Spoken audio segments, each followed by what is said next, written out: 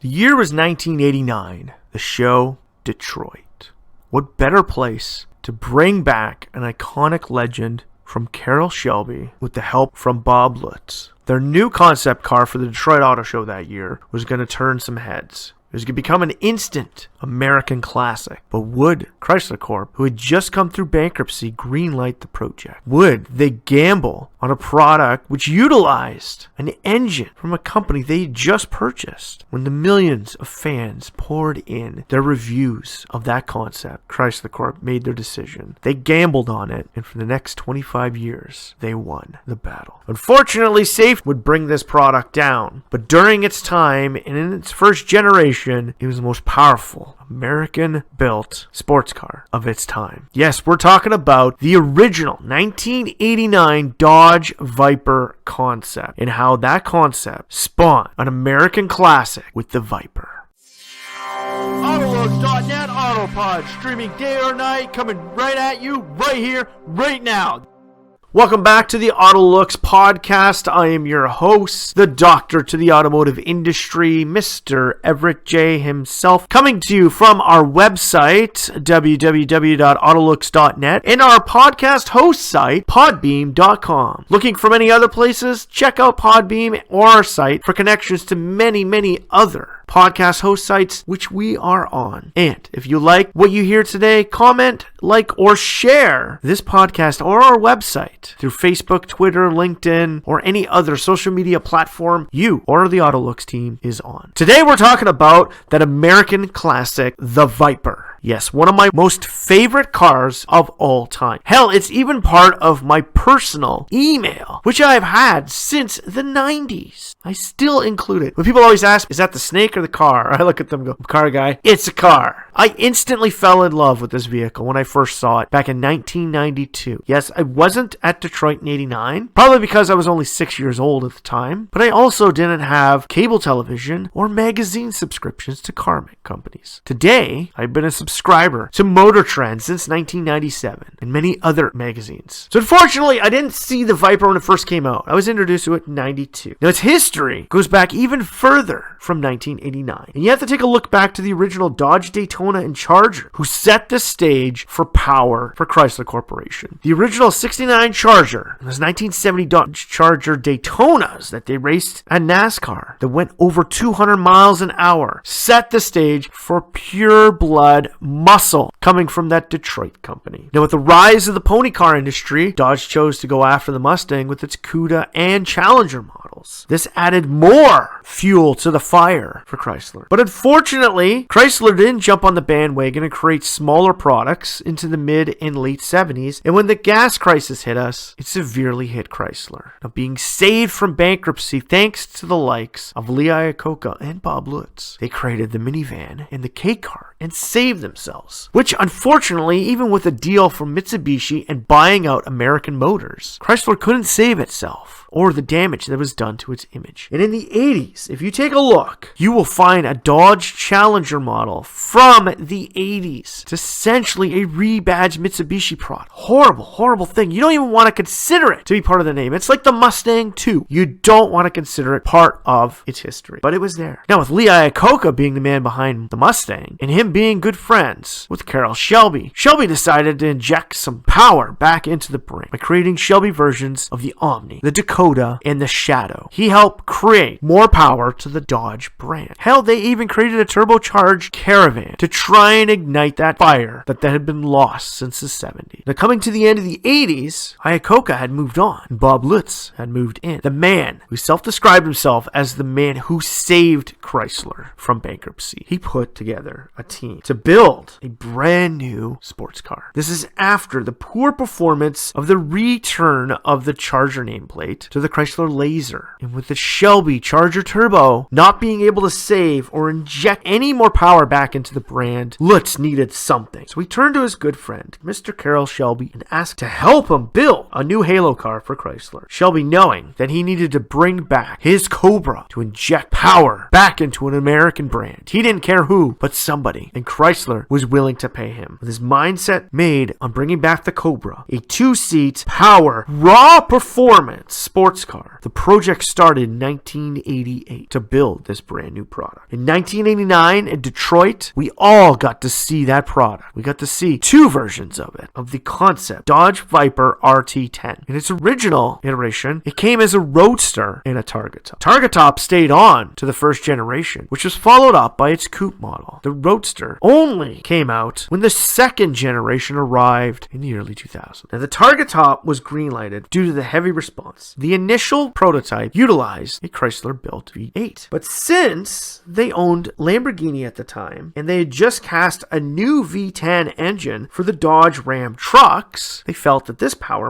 source might be a lot better. Unfortunately, that V10 cast for the Ram trucks was a little too heavy for a sports car, but Lamborghini was working on a sports car version of that same V10. Owning them, they decided to utilize that power source to go inside their new Viper. And this was all happening right around the development time for the Lamborghini Diablo. Yes, that went with the V12. But the V10 that Lamborghini had been working on, Chrysler picked up, slapped it inside of the original Dodge Viper. A naturally aspirated 8-liter, 400 horsepower V10 with a 6-speed manual was the original offering. No automat. A lack of basic electronic driving aids like ABS made it hard to handle. It was essentially a balls to the wall type of car. 400 horsepower from a V10 in 1989. Hitting the streets was incredible, especially with mated with a 6-speed manual and no traction or electronic controls at all. The very first production car built of the Viper was driven by Carroll Shelby himself at the Indianapolis 500 in 1991. In 1991, November, the production version was finally released for consumer reviews and initially began sales in January 1992 in America. In Canada, we didn't get it until 1994, but we still saw it in 92. Most of the concept design had originally stuck with the production form. Target Top was there. Now, the full glass windshield had changed, and the top had been risen up, but not much has really changed between the original concept from 89 and the production version in 92. But the original offering was almost a concept car, as it did not offer door handles, roll-up side windows, or even an actual roof. They had side exhaust ports and cheap plastic side windows, which were quickly installed along with its foldable Target Top cover, which is very similar to what the Wrangler has. And even with these cheap add-ons, the Viper still grew in popularity and became an instant American classic. In 1996, Dodge released the GTS Coupe, bringing back the old Shelby Daytona form to the Viper. The RT10 was updated to 415 horsepower, and the exhaust was moved to the rear due to a few complaints from customers burning their legs. This wouldn't show up until the third generation. But by 1996, when the GTS Coupe emerged, side windows and a fiberglass top were now standard, even on the RT10 Target Top. In 1997, Dodge surprised us once again. With the rise in sales of the Viper and increased demand for the product, Dodge saw a new market that they wanted to expand into. And with having money from the brand new Intrepids, Dodge Rams, and even the Neon helping boost their bottom end, Dodge was looking for more ways to make money. And in 1997, they brought us the Copperhead concept with a V6. It was a roadster that was going to be made to compete against the Mazda Miata and the Honda S2000. Unfortunately, this never saw the light of day, besides concept. I've actually seen the thing in real life. Had they brought it out, they would have had a snake pit, a Viper, and a Copperhead. This product could have been useful for helping Dodge move into more of a sports car appeal. But unfortunately, a new Intrepid was on the way, and Dodge needed money. The same year, in 97, the GTS Coupe incorporated a double bubble roof, so you can actually wear helmets inside of the car so you can go to the racetrack. Yet again, the next year, they raised the horsepower to 450. In 98, they still saw the introduction of the GTS-R at Le Mans when it took home first in class. This helped Dodge build on that appeal of a winning class Le Mans racer to create the GT2 Viper for sale and sell one of the very first special editions for the Viper platform. Now, building on the backbone of the Viper V10, Dodge decided in 1996 to release what they called the Ram VTS concept. This project would eventually go on to create Dodge Ram SRT10, a concept that was once forgotten. But doing some research and finding out the backstory of the Viper, we found this. Now, the second generation for 2002. 2001 saw the overflow of original Vipers, with production halted for a slight amount of time to make way for the new 2002 Dodge Viper Roadster, Dodge was looking to move forward. Unfortunately, with the 2002, they started adding more safety features. The electronic aids, which were missing from the original Viper, were now coming to the new Viper. But the new Viper was showcased just like the original with a concept. And that concept can be raced in one amazing game from Sega. Sega, building on the demand for dedicated racing games that Gran Turismo had created within the video game marketplace, Sega, in its release of the Dreamcast system, created what they had, the Sega GT racing game, essentially Sega Gran Turismo. And with that, they needed a car to make that game desirable to everybody. And in it, they used the 2000 Dodge Viper GTSR concept for Le Mans to race in, making it the top car and the most desired product that people wanted with the game. This would help introduce the Viper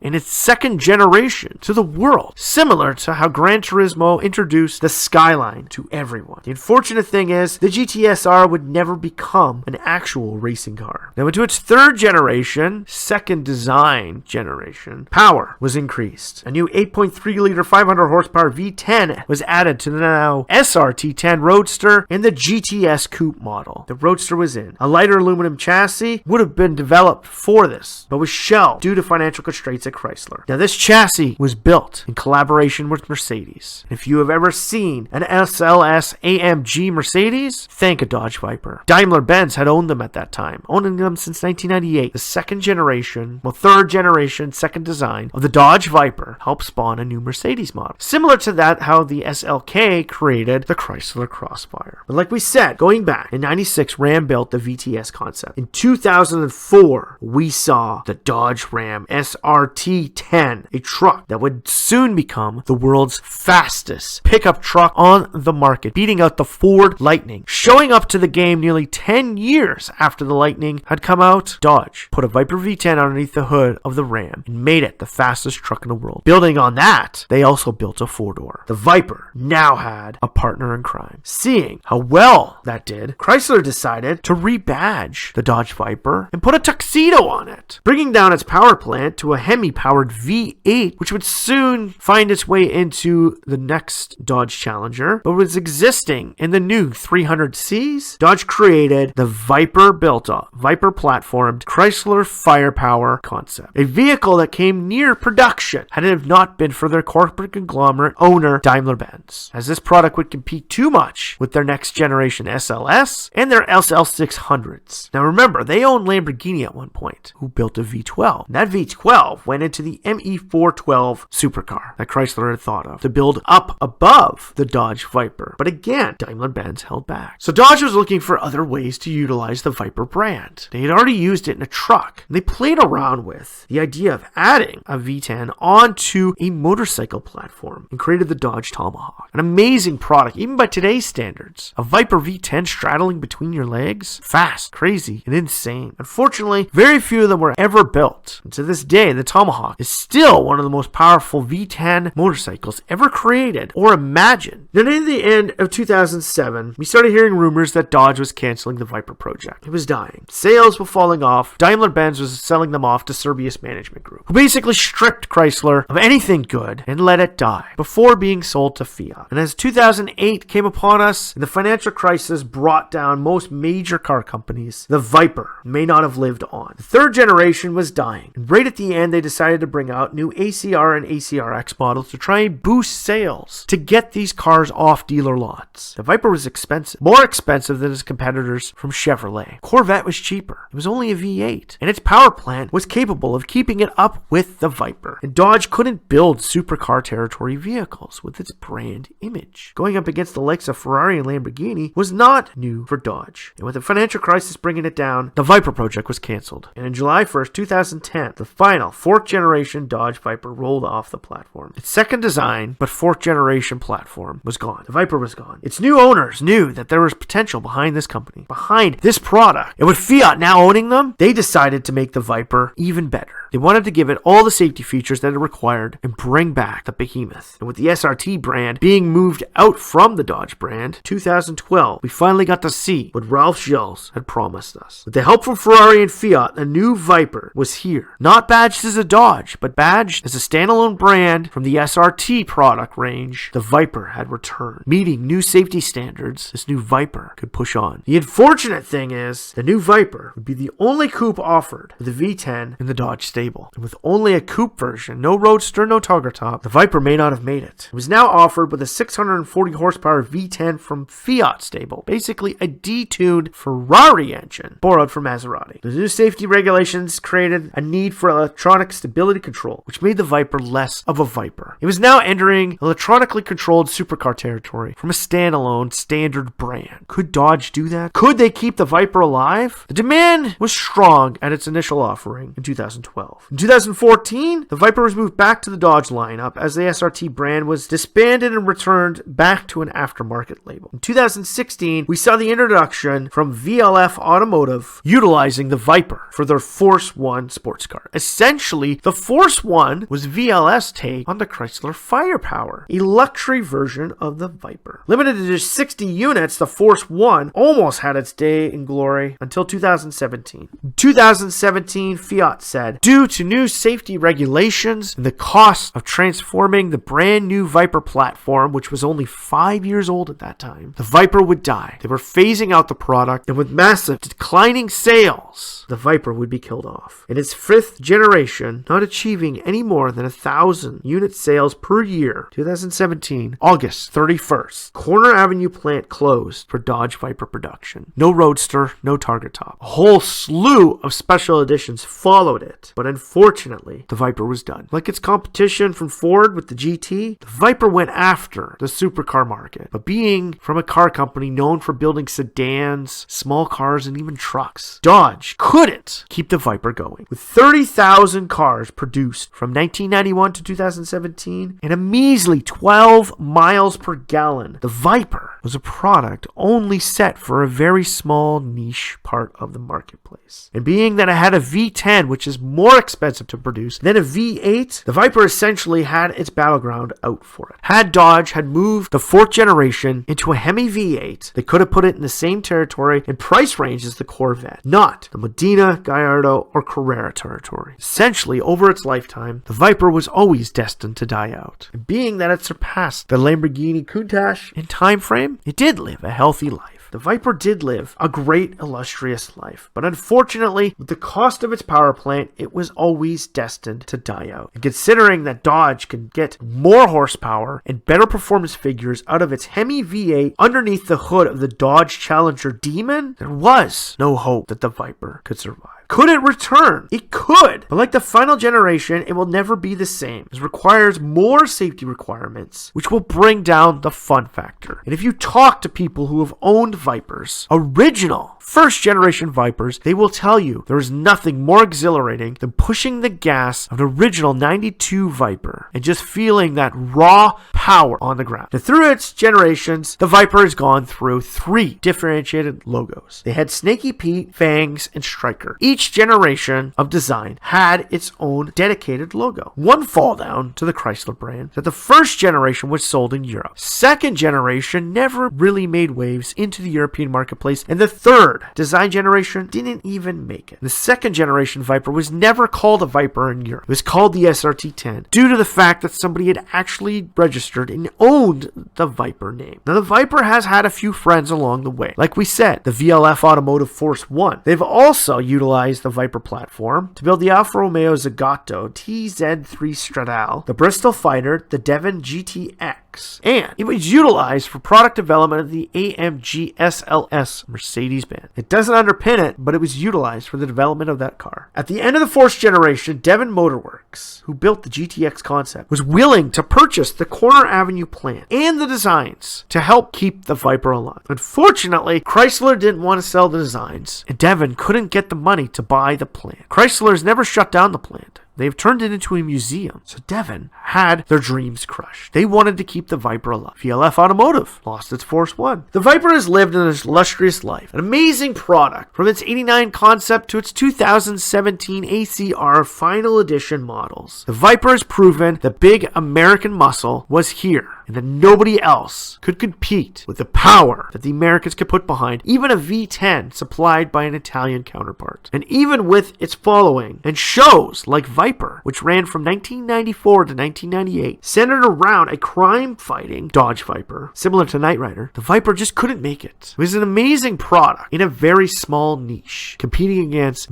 big players. The first 5 years were amazing for sales, but unfortunately, the second design generation and third design generation, the Viper was always destined to fail. To this day, first generation Vipers still command a hefty price tag on the used car market. And their product, like its Wrangler counterparts, is well known around the world. Similar to the Beetle, the Mustang, the Wrangler, the Viper is one of those iconic cars that people know its image around the world. And to this day, it still holds ground as one of the most powerful and amazing American-made products from Chrysler Corporation. Even though the Challenger Demon was more powerful and set better records than it, the Viper is still a Nürburgring king. And in the end, even if they bring it back, it'll never be the same as it once was. So all around, should Chrysler try and bring back the Viper? This is one of those products that might be better left alone. Similar to what they did with the Charger nameplate, bringing it back as a sedan, the Viper nameplate should be something they keep registered, but not actually rebuild the product. So from all of us at AutoLooks, we hope that you've enjoyed the history of the Viper and look forward to a possibility that it could return as something else. If you liked what you heard today, like, follow, or share, or comment through any social media feeds. Find us through AutoLooks.net and through our host site, Podbean Podcasts. This is Everett J saying to strap yourself in for one fun wild ride as the Viper goes balls deep in the supercar market.